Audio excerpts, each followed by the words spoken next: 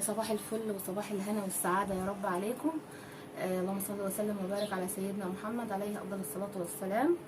النهارده بقى تاني يوم امتحانات عند وئام، وانا لما بتبقى في الامتحان انا ما بنامش الصراحه يعني. ادعوا لها بقى ربنا ييسر لها امورها يا رب وما يضيعش تعبها يا رب، هي وكل العيال يا رب ربنا ييسر لهم حالهم. بصوا رحت طبعا عشان فرن العيش اصلا بيبقى زحمه، يعني تروح الصبح زحمه تروح الظهر زحمه، مفيش يعني عارفين مفيش وقت يبقى فيه فاضي يعني. بصوا جبت عيش طازه، وطبعا قلت بقى ايه طالما انا جبت عيش طازه جبت بقى ايه طلعت لكم كده ايه طعميه وفول وبطاطس كده عشان الاستاذ مالك. وقلت بقى اعمل لهم بقى ايه شويه محشي النهارده. لقيت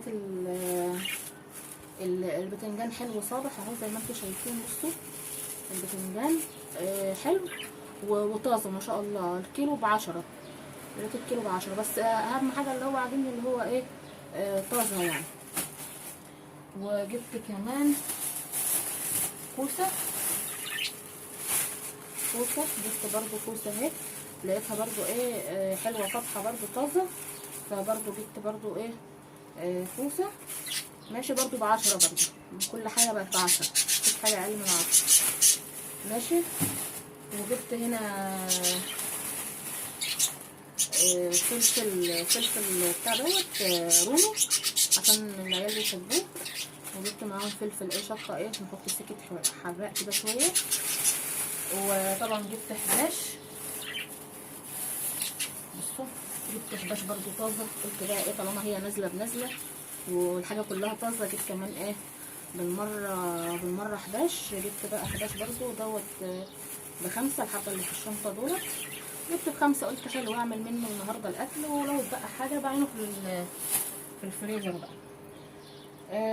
وجبت ايه تاني وجبت بقى شويه كيس نسكافيه بقى وشويه جبن وحاجات للبيت برضو ناقصه.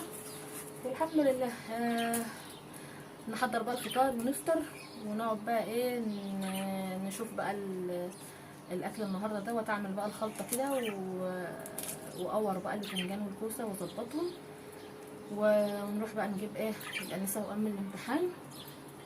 دعواتكم بقى كتير، معلش انا الايام دي والله يعني مشنوقه معاها في المراجعه وفي الحاجات دي. ادعوا لها بقى ان ربنا يعوض تعبها خير يا رب وينجحها يا رب، هي وكل العيال اللي زيها. وان شاء الله بعد امتحانات وام بقى ايه بصوا هنبقى مع بعض بقى ايه كل يوم باذن الله. اسيبكم بقى في رعايه الله، ما تنسونيش بقى بدعوه حلوه والسلام عليكم ورحمه الله وبركاته.